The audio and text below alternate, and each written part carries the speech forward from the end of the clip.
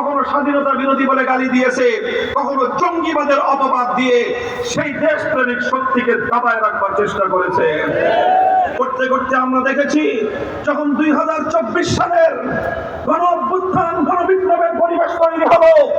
বাংলার 4 কোটি দামাল সন্তান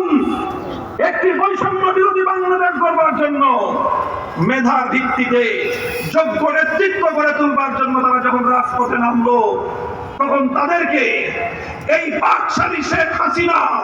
আমার 4 কোটি ছাত্র জনতাকে রাজাকারের বাচ্চা বলে গালি দিল। আমার ছাত্র জনতা স্কুল, কলেজ, প্রাইভেট বিশ্ববিদ্যালয়, পাবলিক বিশ্ববিদ্যালয়, আলিয়া মাদ্রাসা, কওমি মাদ্রাসা, সকল ভেদাভেদ ভুলে গিয়ে সকল ছাত্র জনতা হাতে হাত রাখলো। হাতে হাত রেখে তারা বলল,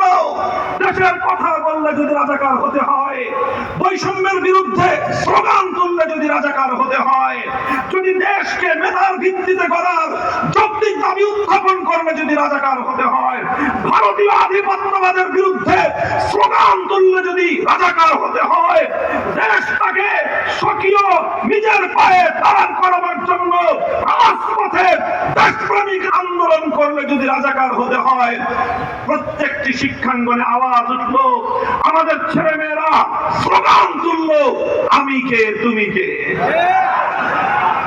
সেদিনই শেখ হাসিনার ক্ষমতার কফিনের মধ্যে প্রেক ঢুকে গিয়েছিল। অবশিষ্ট ছিল শুধুমাত্র তার আনুষ্ঠানিকতার 5ই আগস্ট অপরাহ্নে দুপুর বেলার 12 পদের লাঞ্চ তৈরি করে খাওয়ার সৌভাগ্য তার